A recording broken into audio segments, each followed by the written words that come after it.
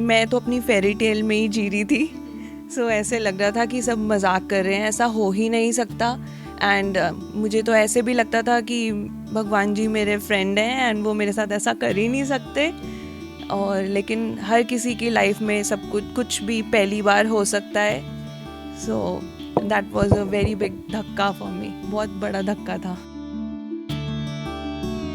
जब मालिश वाली ने यहाँ टच किया तो उसने बोला यहाँ कुछ है, और मैं इतनी सिली थिंकिंग वाली, मतलब इमेच्योर कह लो, कि मुझे लग रहा था कि दूसरा बच्चा डॉक्टर निकालना भूल गए।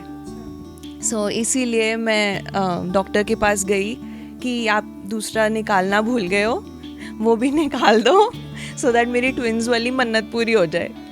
सो उन्होंने जब चेक किया तो उन्होंने देखा कोई सिस्ट है। तो काफ़ी डॉक्टर्स की आपस में डिस्कशन हुई, सीटी स्कैन्स हुए और जो भी उन्होंने टेस्ट बोले थे वो हमने करवाए।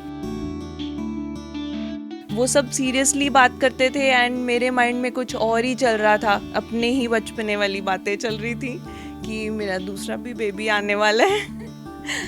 सो जब उन्होंने बोला कि कैंसर है तो ऐसे लग रहा था ऐसे ही बोली जा रहे हैं, ऐसा तो हो ही नहीं सकता। पूरी फैमिली सीरियस, मेरे हस्बैंड रो रहे हैं, मेरी मदर इन लॉ रो रही हैं, पर मुझे लग रहा था इनको हुआ क्या है, मैं बिल्कुल ठीक हूँ, क्यों इस तरह बिहेव कर रहे हैं ये लोग। असली धक्का मुझे तब लगा था जब मेरे बड़े ब्रदर हैं, जो मेरे से कभी भी सीरियसली बात नहीं करता, वो हमेशा ही मेरे को छेड़ रहा होता है और मेरे साथ मजाक कर रहा होता है। जब उसने मुझे बोला ना, तान्या तेरे अंदर कैंसर है, तेरे को उसको निकालना पड़ेगा टू सर्वाइव, तब मेरे को लगा कि एक्चुअली ये सच है। This was the feeling. जब ऑपरेशन थिएटर से बाहर आई थी, सो मैं कभी भूल नहीं सकती वो सीन कि मेरा हाथ ऐसे था and he was also fighting कि मुझे जाने दो उसके पास, मुझे अंदर जाने दो। तो मुझे दुनिया के हस्बैंड होते होंगे जो चीट करते हैं या लड़ते हैं, टच वुड मेरा ऐसा नहीं है।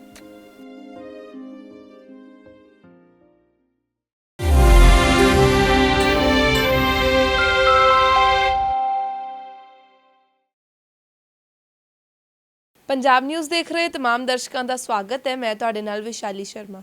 ਅੱਜ ਅਸੀਂ ਤੁਹਾਨੂੰ ਇੱਕ ਅਜਿਹੀ ਸ਼ਖਸੀਅਤ ਦੇ ਨਾਲ ਮਿਲਾਣ ਆਏ ਹਾਂ ਜਿਸ ਦਾ ਲੁਧਿਆਣੇ ਸ਼ਹਿਰ ਦੇ ਵਿੱਚ ਪੂਰਾ ਨਾਮ ਹੈ ਤਾਨਿਆ ਮਲਹੋਤਰਾ, ਜੋ ਕਿ ਇੱਕ ਫੈਸ਼ਨ ਡਿਜ਼ਾਈਨਰ ਨੇ, ਇੱਕ ਬ੍ਰਾਂਡ ਨੇ। ਸਾਡੇ ਸ਼ਹਿਰ ਦੇ ਵਿੱਚ ਬਹੁਤ ਨਾਮ ਹੈ ਉਹਨਾਂ ਦਾ, ਪਰ ਅੱਜ ਉਹ ਬ੍ਰਾਂਡ ਕਿਸ ਤਰੀਕੇ ਦੇ ਨਾਲ ਬਣੇ ਨੇ ਤੇ ਜੋ ਉਹਨਾਂ ਨੇ ਆਪਣੇ ਪਿੰਡੇ ਉੱਤੇ ਹੰਢਾਇਆ ਆ, ਜੋ ਉਹਨਾਂ ਨੇ ਫੇਸ ਕੀਤਾ ਆ, ਕੀ ਚੀਜ਼ਾਂ ਉਹਨਾਂ ਨੇ ਸਰਵਾਈਵ ਕੀਤੀਆਂ, ਉਸ ਚੀਜ਼ਾਂ ਬਾਰੇ ਦੱਸਾਂਗੇ। ਮੈਂ ਦੱਸ ਦੇਵਾਂ ਕਿ ਜਦੋਂ ਉਹ 24 ਸਾਲ ਦੇ ਸੀ ਉਦੋਂ ਉਹਨਾਂ ਨੇ ਕੈਂਸਰ ਨੂੰ ਫੇਸ ਕੀਤਾ। ਕੈਂਸਰ ਦੇ ਪੇਸ਼ੈਂਟ ਰਹਿ ਚੁੱਕੇ ਨੇ, ਕੀਮੋ ਕਰਵਾਈਆਂ ਨੇ, ਤਾਂ ਉਹ ਸਾਰੀਆਂ ਚੀਜ਼ਾਂ ਫੇਸ ਕੀਤੀਆਂ ਨੇ। ਉਸ ਤੋਂ ਬਾਅਦ ਮੁੜ ਦੁਬਾਰਾ ਖੜ੍ਹੇ ਹੋਏ ਨੇ, ਇਸ ਮੁਕਾਮ 'ਤੇ ਪਹੁੰਚੇ ਨੇ। ਉਸ ਬਾਰੇ ਗੱਲ ਕਰਦੇ ਹਾਂ ਤਾਨਿਆ ਮਲਹੋਤਰਾ ਜੀ ਦੇ ਨਾਲ। ਮੈਮ ਸਤਿ ਸ਼੍ਰੀ ਅਕਾਲ। ਸਤਿ ਸ਼੍ਰੀ ਅਕਾਲ। ਠੀਕ ਹੋ? ਮੈਂ ਹਾਂਜੀ ਠੀਕ ਹੂੰ। ਪਹਿਲਾਂ ਤਾਂ ਸਾਰੇ ਤੁਹਾਨੂੰ ਜਾਣਦੇ ਹੀ ਹੈ, ਸਭ ਨੂੰ ਲੱਗਦਾ ਕਿ ਤਾਨਿਆ ਬਹੁਤ ਲਵਿੰਗ ਹੈ, ਹੱਸਦੀ ਰਹਿੰਦੀ ਹੈ, ਖੇਡਦੀ ਰਹਿੰਦੀ ਹੈ, ਸੋਹਣਾ ਸੋਹਣਾ ਤਿਆਰ ਹੁੰਦੀ ਹੈ, ਮੇਕਅਪ ਕਰਦੀ, ਵੀਡੀਓਜ਼ ਬਣਾਉਂਦੀ। ਕੀ ਤਾਨਿਆ ਬਸ ਇਸੇ ਤੱਕ ਸੀਮਿਤ ਹੈ ਕਿ ਤਾਨਿਆ ਦੀ ਲਾਈਫ ਦੇ ਵਿੱਚ ਹੋਰ बहुत कुछ होया? बहुत कुछ हुआ है, शायद इसीलिए मैं सोच रही हूँ कि हमें जीना चाहिए। शायद इसीलिए सोचती हूँ कि हमें जीना चाहिए। एंड इतनी प्रॉब्लम्स सहन करने के बाद हर चीज़ को, हर हैप्पी, हर खुश मोमेंट को डॉक्यूमेंट करने का मन करता है। मैम एक टाइम सीगा जदों 24 साल की उम्र कुछ भी नहीं हुंदी, ਉਹ ਟਾਈਮ ਹੁੰਦਾ ਕਿ ਅਸੀਂ ਇੰਜੋਏ ਕਰੀਏ ਲਾਈਫ ਨੂੰ, ਹੈ ਨਾ। ਤੁਹਾਡਾ ਨਵਾਂ ਵਿਆਹ ਹੋਇਆ ਤਾਂ ਤੁਹਾਨੂੰ ਪਤਾ ਲੱਗਿਆ ਕੈਂਸਰ ਹੈ। ਉਦੋਂ ਕਿਵੇਂ ਸਰਵਾਈਵ ਕੀਤਾ, ਕਿਵੇਂ ਚੀਜ਼ਾਂ ਦੇਖੀਆਂ? बिल्कुल विश्वास ही नहीं हुआ। ऐसे लग रहा था कि मैं तो अपनी फेरी टेल में ही जी रही थी। सो ऐसे लग रहा था कि सब मजाक कर रहे हैं, ऐसा हो ही नहीं सकता। एंड मुझे तो ऐसे भी लगता था कि भगवान जी मेरे फ्रेंड हैं एंड वो मेरे साथ ऐसा कर ही नहीं सकते। और लेकिन हर किसी की लाइफ में सब कुछ भी पहली बार हो सकता है। So that was a very big धक्का फॉर मी, बहुत बड़ा धक्का था। मैम बेबी होया ਤੁਹਾਡੇ, है ना, बेबी गर्ल हुई, ਬੇਬੀ ਬॉय ਹੋਇਆ। ਉਸ ਤੋਂ ਬਾਅਦ ਕੁਛ ਦਿਨਾਂ ਬਾਅਦ ਤੁਹਾਨੂੰ ਪਤਾ ਲੱਗਿਆ ਕਿ ਤੁਹਾਨੂੰ ਕੈਂਸਰ ਹੈ। ਉਸ ਬਾਰੇ ਕੁਝ ਦੱਸੋ ਕਿ ਤੁਹਾਨੂੰ ਕਿਵੇਂ ਪਤਾ ਲੱਗਿਆ? मेरे को जैसे मेरा बेबी हुआ तो मेरे को इमिजिएटली था कि मैं वेट लूज़ कर लूँ और पतली हो जाऊँ, और इसलिए मैंने एक मालिश वाली से अपनी मालिश करवानी शुरू करी। और मैंने ना बहुत मन्नतें मांगी हुई थी कि मेरे ट्विन्स हो जाएं, कि मेरी फैमिली एक ही बारी में पूरी हो जाए, मेरे 2 बच्चे हो जाएं। तो जब मालिश वाली ने यहाँ टच किया तो उसने बोला यहाँ कुछ है, और मैं इतनी सिली थिंकिंग वाली, मतलब इमेच्योर कह लो, कि मुझे लग रहा था कि दूसरा बच्चा डॉक्टर निकालना भूल गए। सो इसीलिए मैं डॉक्टर के पास गई कि आप दूसरा निकालना भूल गए हो, वो भी निकाल दो सो दैट मेरी ट्विन्स वाली मन्नत पूरी हो जाए। सो उन्होंने जब चेक किया तो उन्होंने देखा कोई सिस्ट है। तो काफ़ी डॉक्टर्स की आपस में डिस्कशन हुई, सीटी स्कैन्स हुए, और जो भी उन्होंने टेस्ट बोले थे वो हमने करवाए। एंड वो सब सीरियसली बात करते थे, एंड मेरे माइंड में कुछ और ही चल रहा था, अपने ही बचपने वाली बातें चल रही थी कि मेरा दूसरा भी बेबी आने वाला है। सो जब उन्होंने बोला कि कैंसर है तो ऐसे लग रहा था ऐसे ही बोली जा रहे हैं, ऐसा तो हो ही नहीं सकता। पूरी फैमिली सीरियस, मेरे हस्बैंड रो रहे हैं, मेरी मदर इन लॉ रो रही हैं, पर मुझे लग रहा था इनको हुआ क्या है, मैं बिल्कुल ठीक हूँ, क्यों इस तरह बिहेव कर रहे हैं ये लोग। अच्छा, असली धक्का मुझे तब लगा था जब मेरे बड़े ब्रदर हैं, जो मेरे से कभी भी सीरियसली बात नहीं करता, वो हमेशा ही मेरे को छेड़ रहा होता है और मेरे साथ मजाक कर रहा होता है। जब उसने मुझे बोला ना, तान्या तेरे अंदर कैंसर है, तेरे को उसको निकालना पड़ेगा टू सर्वाइव, तब मेरे को लगा कि एक्चुअली ये सच है। This was the feeling. ਬਹੁਤ ਵੱਡੀ ਚੀਜ਼ ਹੈ ਕੈਂਸਰ। ਤੇ ਬ੍ਰਦਰ ਜਿਹੜਾ ਸਾਡੇ ਨਾਲ ਹਮੇਸ਼ਾ ਉਹ ਰਹਿੰਦਾ, ਮਜ਼ਾਕ ਕਰਦਾ ਰਹਿੰਦਾ, ਉਹ ਸੀਰੀਅਸ ਹੋ ਜਾਵੇ ਤਾਂ ਉਦੋਂ ਰਿਅਲਾਈਜ਼ ਹੁੰਦਾ ਕਿ ਸੱਚੀ ਬਹੁਤ ਵੱਡੀ ਚੀਜ਼ ਹੈ। ਉਹ ਏਜ ਕੁਛ ਵੀ ਨਹੀਂ ਹੁੰਦੀ, ਅਤੇ ਉਦੋਂ ਬੱਚਾ ਵੀ ਹੋਇਆ ਸੀਗਾ। ਆਫਕੋਰਸ ਮਾਂ ਅਤੇ ਬੱਚਾ ਇਕੱਠੇ ਰਹਿਣੇ ਚਾਹੀਦੇ ਆ। ਉਹ ਕਿੱਦਾਂ ਟਾਈਮ ਫੇਜ਼ ਕੀਤਾ? मैं जब दिल्ली हॉस्पिटल में भी मेरे को लेकर गए थे तो वहाँ पर भी मैंने एक ही बात बोली थी, मुझे मेरे बेबी से मिला दो। जितनी बारी मैं उसको मिलती थी, हग करती थी, एकदम पावर आ जाती थी अंदर कि ये साथ में है तो आई विल फाइट एवरीथिंग। तो वो मेरा वो चार्जर था उस समय। ਜਦੋਂ ਕੀਮੋਥੈਰੇਪੀਜ਼ ਹੁੰਦੀਆਂ ਨੇ, ਤੁਸੀਂ ਉਦੋਂ ਵੀ ਦੱਸ ਰਹੇ ਸੀਗੇ ਕਿ ਮੈਂ ਸਭ ਤੋਂ ਯੰਗ ਸੀਗੀ ਉੱਥੇ ਉਦੋਂ ਦਾ। तो आसपास के सारे पेशेंट्स, कोई 70s में, कोई 80s में, वाइट बालों वाले, कोई खांस रहे, अलग अलग किस्म के पेशेंट्स होते हैं। वो लिटरली घूर रहे होते थे कि ये हम तो चलो, लाइक एक पेशेंट ने वहाँ पे बोला भी, मैं तो 70 साल दी होगी, तुसे इत्थे की कर रहे हो। तो मैं हंसने लगी, मैं अपनी मर्जी से नहीं आई। सो ये सबके लिए ही वहाँ पे डिफरेंट ही था, क्योंकि मुझे उस हॉस्पिटल जाके पता चला था कि बच्चों को भी होता है। लाइक न्यूबॉर्न बेबी तक मैंने वहाँ पे देखे, छोटे छोटे 4-5 साल के बच्चे भी देखे। वहाँ जाके तुम्हें रियल लाइफ हिट करती है कि ये सब होता है दुनिया में, तुम तो कभी सोच भी नहीं सकते। ਮੈਮ ਤੁਸੀਂ ਮੈਨੂੰ ਦੱਸ ਰਹੇ ਸੀਗੇ ਕਿ ਕੀਮੋਥੈਰੇਪੀ ਦੌਰਾਨ ਤੁਹਾਨੂੰ ਐ ਫੀਲ ਹੁੰਦਾ ਸੀ ਕਿ ਹੁੰਦਾ 24 ਸਾਲ ਦੀ ਕੁੜੀ ਨੂੰ ਹੁੰਦਾ ਹੀ ਹੈ ਕਿ ਮੈਂ ਸੋਹਣੀ ਲੱਗਾ, ਮੈਂ ਕਿਤੇ ਜਾਵਾਂ ਲੋਕੀ ਦੇਖਣ, ਖੜ ਦੇਖਣ ਨਾ ਕਿ ਇਹਨੇ ਕੀ ਪਾਇਆ, ਆਹ ਕਿੱਡੀ ਸੋਹਣੀ ਲੱਗਦੀ ਹੈ। ਉਹ ਟਾਈਮ ਦੇ ਵਿੱਚ ਤੁਸੀਂ ਕਹਿੰਦੇ ਸੀ ਕਿ ਮੈਂ कवर करके रख दी थी सिर। हाँ, मेरे को ना मेरे डॉक्टर ने पहले ही बता दिया था। जैसे मेरी 2 मेडिसिन थी, पैक्लीटैक्सिल एंड कार्बोप्लेटिन। सो डॉक्टर ऑन्कोलॉजिस्ट होते हैं, उन्होंने मुझे बता दिया था कि इससे तो बाल जाएंगे ही जाएंगे। फिर भी मुझे लगता था शायद I am 1 in a million कि मेरे नहीं जाएंगे। बाकी सबके चले गए। तो उन्होंने बोला था आप हेड शेव करा लो, तो मैंने बोला मैं नहीं कराऊंगी, शायद रहें की मैं उनको रखूंगी ऐसे ही। तो लेकिन जब फर्स्ट टाइम बाल गिरे, तुम्हारे पिलो पे ऐसे बाल ही बाल पड़े होते हैं, बहुत शैटर होते हो तुम, बहुत बुरा लगता है। फिर मैं अपना हेयर कट, मेरे में तब भी हिम्मत नहीं थी कि मैं बॉल्ड शेव करवा लूँ। मैं अपने जो मेरे हेयर स्टाइलिस्ट होते थे उनका नाम लेना ज़रूरी है वैसे, अच्छा, उनके पास गई थी। तो उनको मैंने पहले फ़ोन करके बोला कि मैं ओपन में नहीं सबके सामने हेयर कट कराऊंगी, मेरे को आप अलग से रूम में लेके जाके हेयर कट करो। तो वो कहते ऐसा क्यों? मैंने कहा मैं आऊँगी तो आपको पता चलेगा। और उनके भी हाथ कांपने लग गए थे कि ये क्या हो गया इसको, कि थोड़े दिन पहले तो ये एकदम, जैसे आप कह रहे थे 24 साल की फ्लरिशिंग लड़की, एंड एकदम से ये क्या हो गया। तो उनके भी हाथ कांपने लग गए थे कि मैं अपने बाल हेयर कट कराने गई थी, शॉर्ट हेयर कराने गई थी। सो शॉर्ट हेयर करा के हेयर बैंड लगा लेती थी तो नहीं पता चलता था। यहाँ पे पहले दिखने शुरू हुए थे जो गंजा सिर होता है। फिर उसके बाद मैंने आगे बंदाना डाल लिया कि नीचे से थोड़े बाल दिखते रहेंगे, तो वो भी बड़ी कूल सी लुक आ गई थी बंदाना वाली।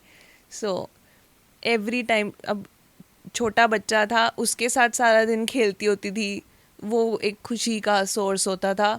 शीशा नहीं देखती थी, फ़ोटो उस समय नहीं खींचती थी, शायद इसीलिए अब बहुत खींचती हूँ।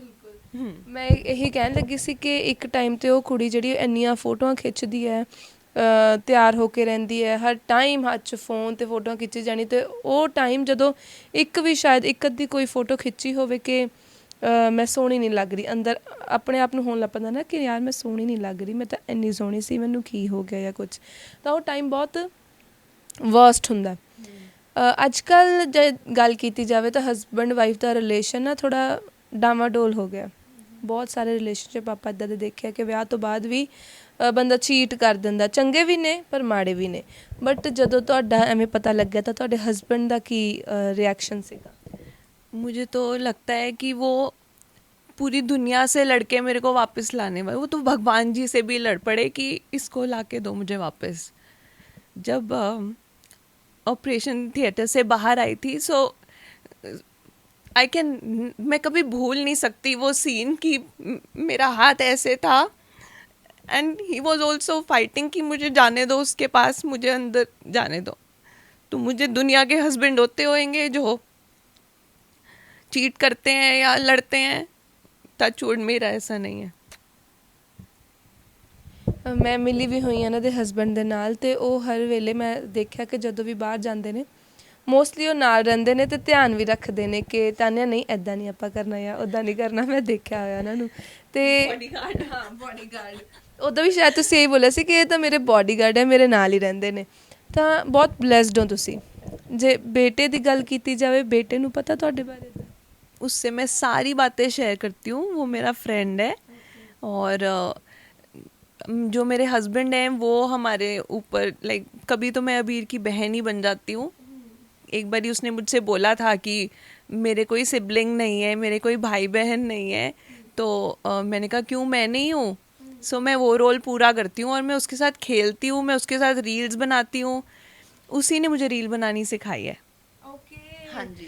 ਐਂਡ 15-16 ਸਾਲ ਦਾ? 13 ईयर्स का है। ਮਤਲਬ 13 ਸਾਲ ਦੇ ਬੱਚੇ ਨੇ ਆਪਣੀ ਮੰਮਾ ਨੂੰ ਪ੍ਰੋਪਰ ਰੀਲਸ ਬਣਾਉਣੀਆਂ ਸਿਖਾਤੀਆਂ, ਅਤੇ ਅੱਜ ਉਸੇ ਰੀਲਸ ਕਰਕੇ ਤਾਨਿਆ ਮਲਹੋਤਰਾ ਨੂੰ ਪੂਰਾ ਸ਼ਹਿਰ ਨਹੀਂ ਪੂਰਾ ਪੰਜਾਬ ਜਾਣਦਾ ਹੈ। ਮੈਮ ਇੱਕ ਹੋਰ ਚੀਜ਼ ਕਿ ਤੁਸੀਂ ਸਭ ਤੋਂ ਪਹਿਲਾਂ ਇਸ ਕੈਂਸਰ ਦੇ ਬਾਰੇ ਤੁਹਾਡੇ ਮੰਮਾ ਨੂੰ ਪਤਾ ਲੱਗਿਆ ਸੀ, ਅਤੇ ਉਹ ਕਿੱਦਾਂ ਤੁਹਾਨੂੰ ਕਿਸ ਤਰੀਕੇ ਦੇ ਨਾਲ ਤੁਹਾਨੂੰ ਕਰਦੇ ਸੀਗੇ ਕਿ ਨਹੀਂ ਸਭ ਕੁਝ ਠੀਕ ਹੋ ਜਾਏ ਜਾਂ ਕੁਛ? मम्मा मेरे बहुत स्ट्रॉन्ग हैं, वो बहुत इंटेलिजेंट स्मार्ट मैं कह लूँ। उनकी बहुत सारे डॉक्टर्स के साथ लिंक्स भी हैं। तो कोई रिपोर्ट पढ़ते थे तो इमीडिएटली अपने सारा DPS के एक मेडिकल का ग्रुप है जिसमें मम्मा है, बिकॉज उन्होंने DPS में मेडिकल की हुई है।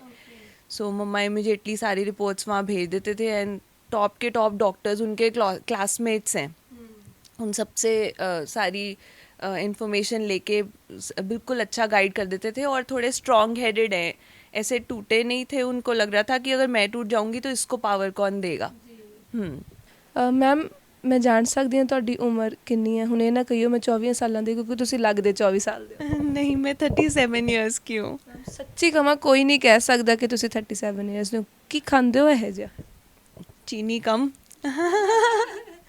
थोड़ा हेल्दी खाने की कोशिश करती हूँ और खुश रहने से सब कुछ ठीक हो जाता है। कोई भी अंदर दबी हुई कोई सैडनेस होती है ना, वो ही प्रॉब्लम बनती है, वो ही बीमारी बनती है। ਮੈਮ ਅੱਜ ਕੱਲ੍ਹ ਦੇ ਟਾਈਮ ਵਿੱਚ ਲੋਕੀ ਬਹੁਤ ਡਿਪਰੈਸ਼ਨ ਨੂੰ ਫੇਸ ਕਰ ਰਹੇ ਨੇ, ਨੀਂਦ ਦੀਆਂ ਗੋਲੀਆਂ ਖਾ ਕੇ ਸੌਂਦੇ ਨੇ, ਤਾਂ ਉਹ ਚੰਗੀ ਗੱਲ ਤਾਂ ਨਹੀਂ ਹੈਗੀ। ਤਾਂ ਉਹਨਾਂ ਨੂੰ ਕੀ ਕਰਨਾ ਚਾਹੀਦਾ ਕਿ ਉਹ ਆਰਾਮ ਨਾਲ ਰਾਤ ਨੂੰ ਚੈਨ ਦੀ ਨੀਂਦ ਸੋ ਸਕਣ?